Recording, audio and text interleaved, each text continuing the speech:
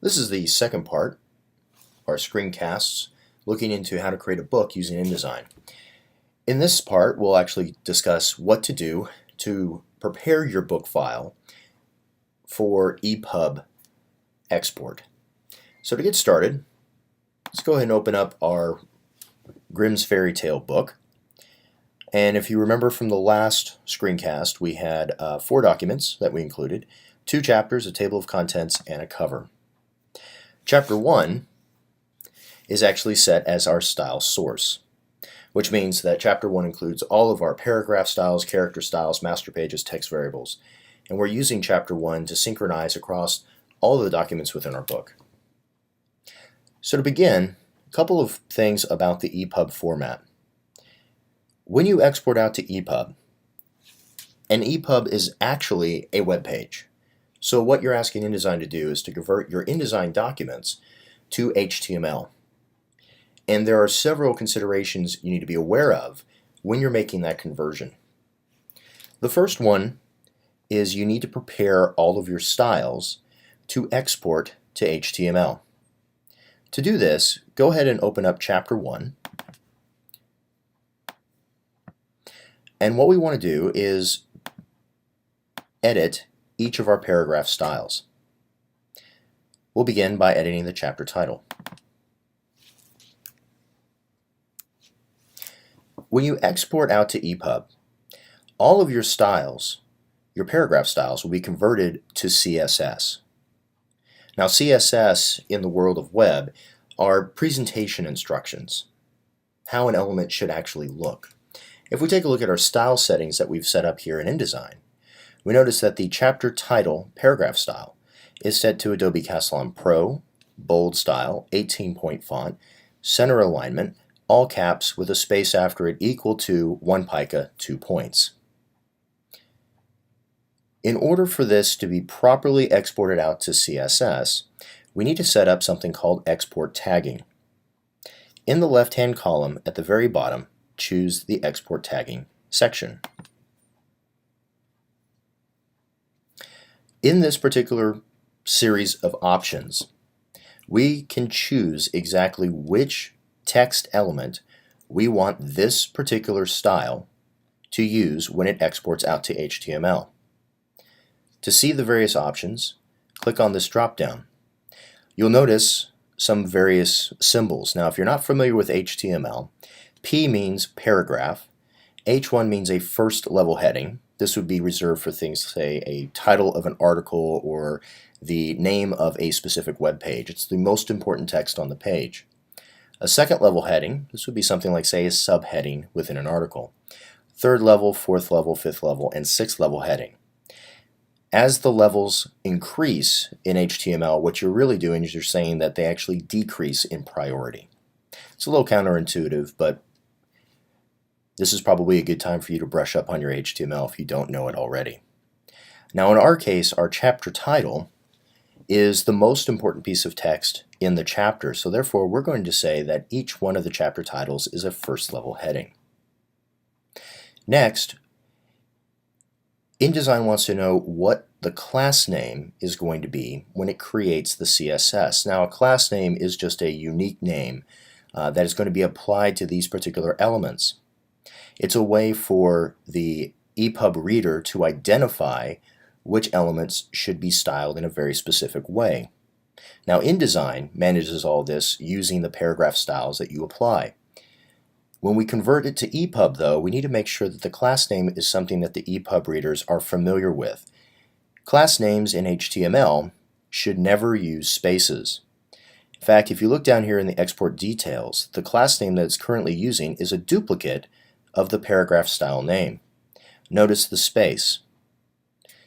Now, this is not necessarily required, but as a rule of thumb, I always rename all of my paragraph styles when I'm exporting out to ePub. I use the class name. I basically convert my style name that I've used previously to lowercase, and I replace any spaces with hyphens or dashes. So in this case, chapter space title becomes chapter dash title. And you'll notice now the class name is changed as well. Furthermore, down here in the details, you'll see that this particular paragraph will be tagged as a first level heading with the class name, chapter title.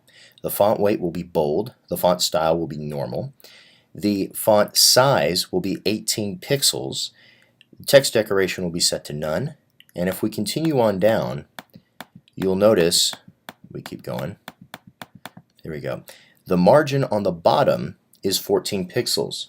Now, this is the equivalent to space after. Notice it doesn't actually represent 1 pica, 2 points. When you're converting something to ePub, HTML and CSS, you're not going to utilize points and picas. You're actually going to utilize pixels. Now, when it exports it out, 1 pixel will be equal to 1 point. So 1 pica, 2 points, or if we were to convert that to actual points, that would be 14 points. In this case, it gets converted to 14 pixels. Once again, 1 point equals 1 pixel. The last thing we want to do is we want to check to split the document. Now, what this will do is anytime InDesign comes across this particular paragraph style, it will ensure that that text and any of the text that follows it is placed in a brand new HTML document. Furthermore, the chapter title will begin a brand new page. Now, because an ePub is essentially a web document, if you do not check this box, what may end up happening is one of the chapters later on in the book may actually end up starting in the middle or at the bottom of a page. So by choosing to split the document, you are ensuring that the chapters will begin on their own new page because they will be their own individualized HTML document. With the chapter title style done, we'll click OK. And now we'll do the same to body paragraph. Now in this case, these particular styles are applied to all of our paragraphs within our document. So if the tag we want to use is actually the paragraph tag, I'm going to rename the class name using lowercase and dashes, and I'm going to make sure that split document is turned off. We don't want each paragraph to be its own individual HTML document. We don't want every paragraph to begin a brand new page. So we'll definitely leave that off. With that done, now we just need to resynchronize all of our styles across our book. So we'll go ahead and select all the documents here in the book panel. And from our menu, we'll synchronize book.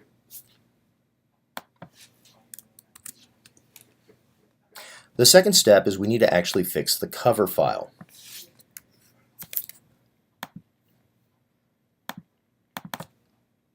So if we take a look at the cover file basically exists or consists of just a single text frame.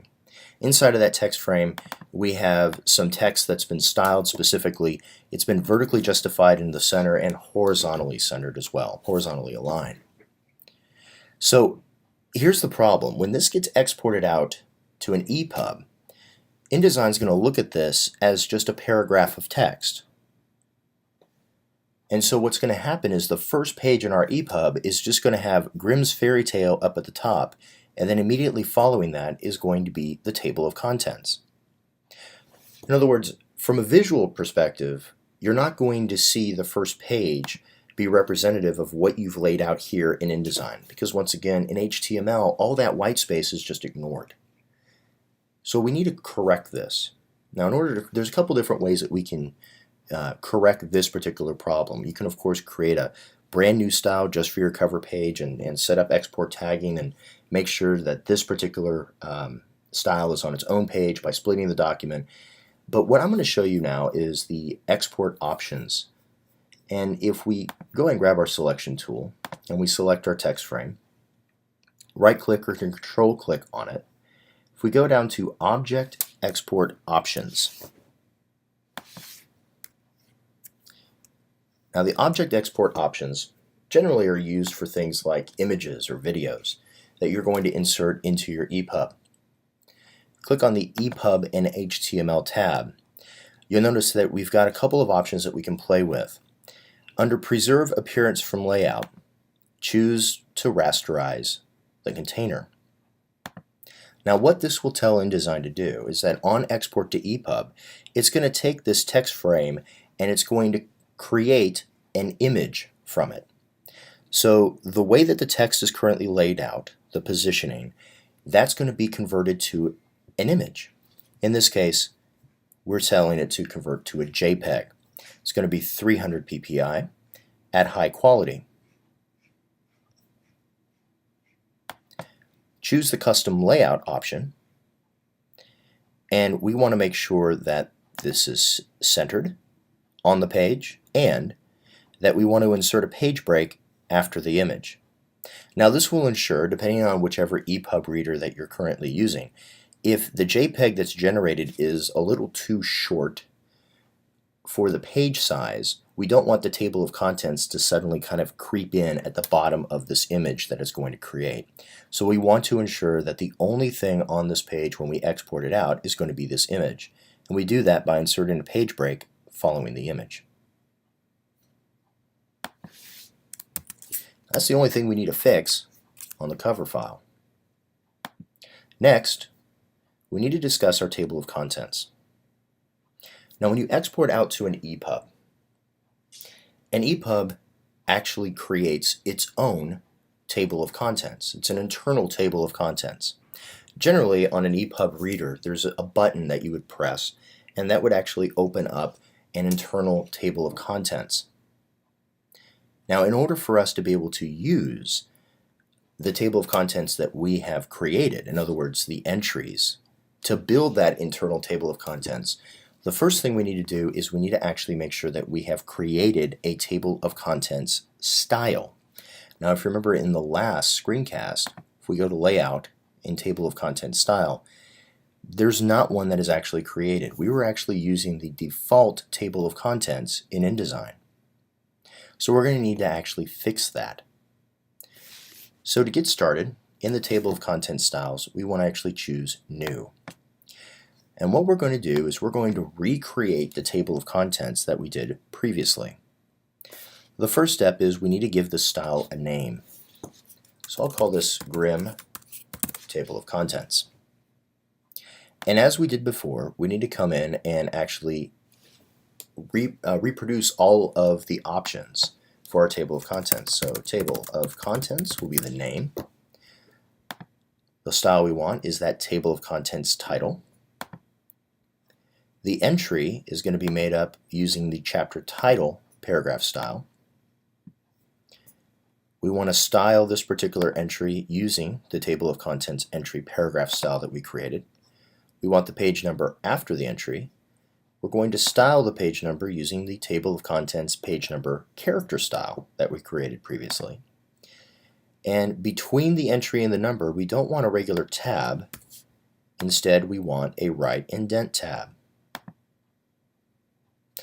Now, when we previously created a table of contents, that's all that we did. However, there's one more step we need to make sure that we do in order for these table of contents to be clickable or tappable, as the case may be. In other words, if somebody were to tap on the Golden Bird or Hans in Luck, the way that we have the table of contents set up right now, nothing will happen. The user will not actually be taken to those particular chapters.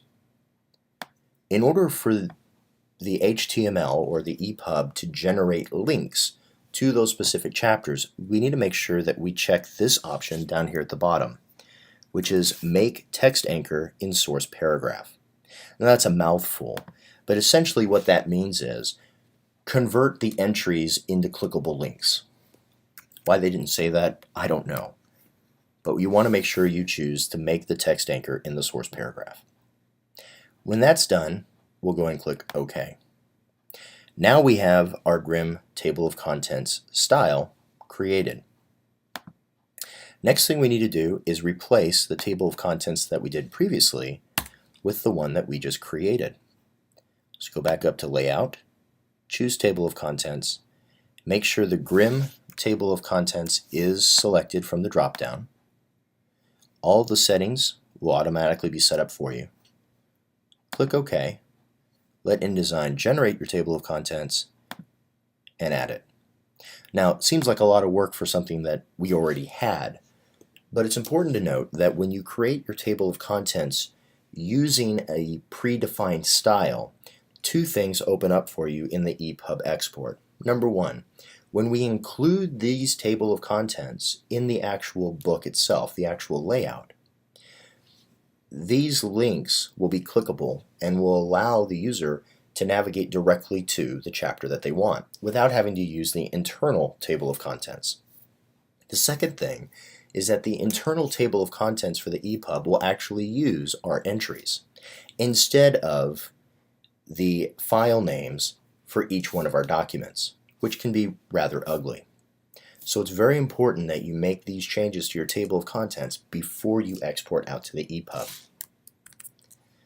Now, in order for us to be able to use the table of contents style in our ePub export, the trick is that the table of contents document now has to be our style source.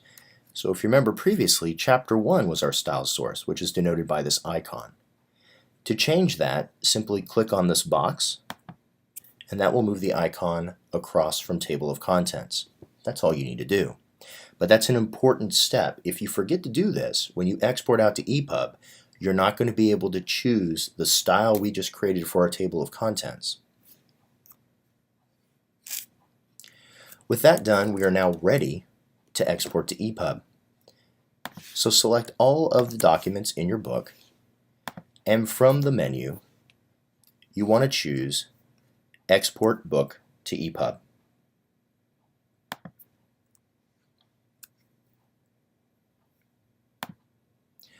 Choose a specific file name and where you want to save it to.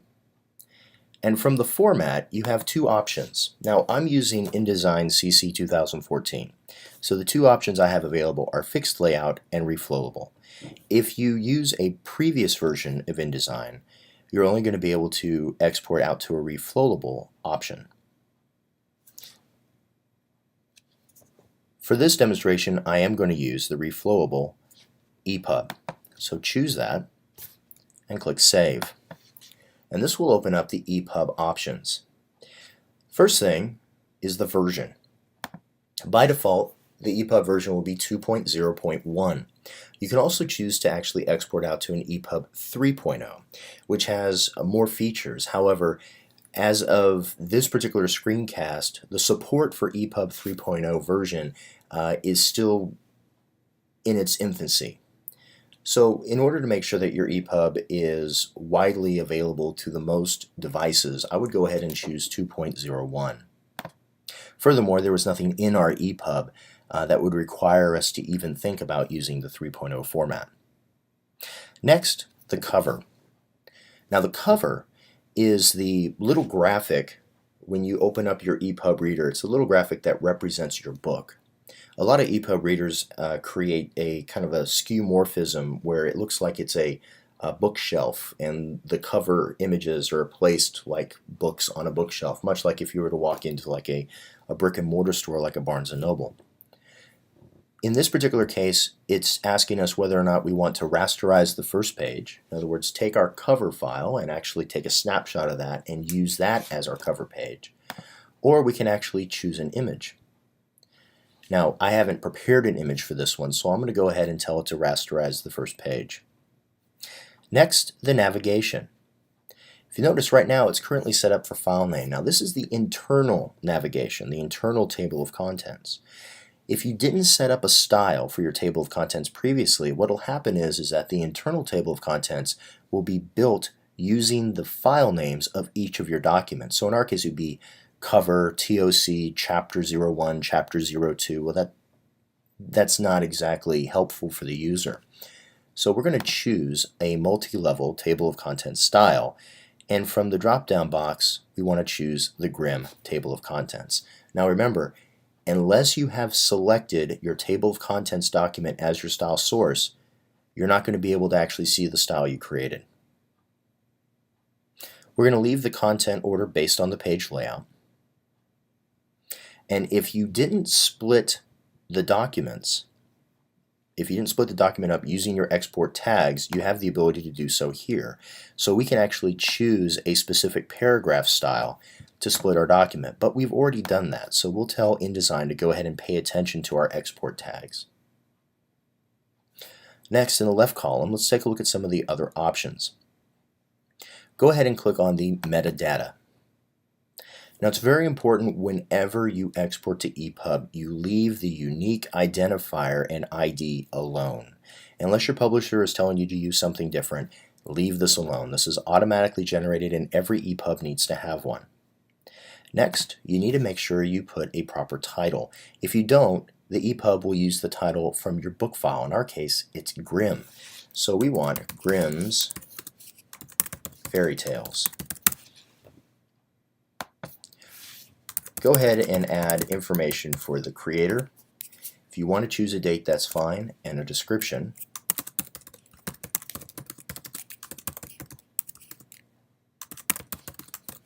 I admit it's not a great description, but it'll work.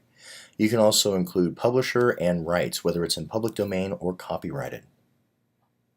And it's very important that you at least set the title in this option. Next, we'll choose Viewing Apps.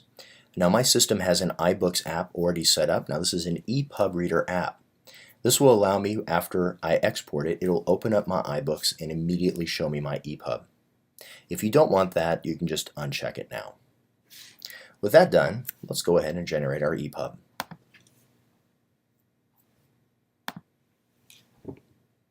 There's the cover, and here's our first page. Notice the layout and the format is exactly what we want. Our table of contents is next, and these are now clickable links. If we click on one, it should take us directly to the chapter. Up here is the internal table of contents. And of course, I can navigate using my arrow keys. And that's it. The ePub is now created. Now, one other thing I do want to point out, and it happens to be with this table of contents. Now, this is actually the table of contents that we created inside of our book file. This is not the internal table of contents. That's denoted by this button up here. Notice it is using our text and our entries. That's fine. But if you look at the formatting over here, you'll notice the page numbers do not match up with the internal table of contents. Hans and Luck actually begins on page 13 in my ePub reader. In the actual table of contents that I included in the book, it still says it actually began 7. Why? Because if we come back over here, the table of contents for the printed book is 7. So what's happening is that the ePub reader is literally, or InDesign is converting the table of contents to HTML for me, and it is keeping these particular pages the same as they were in the printed version. Because the book is in HTML, the text flow a little bit differently. Furthermore, these numbers will mean nothing if the user decides they want to increase or decrease the size of the font. That may actually increase or decrease the number of pages. The internal table of contents, though, will get the page number right. So here's a tip. One of the things that you can do before you export out to ePub, because you have to create a table of contents style, is create one table of contents styles for your printed book and one table of contents styles just for your ePub. And the ePub table of contents can omit the page numbers. Well, that's it.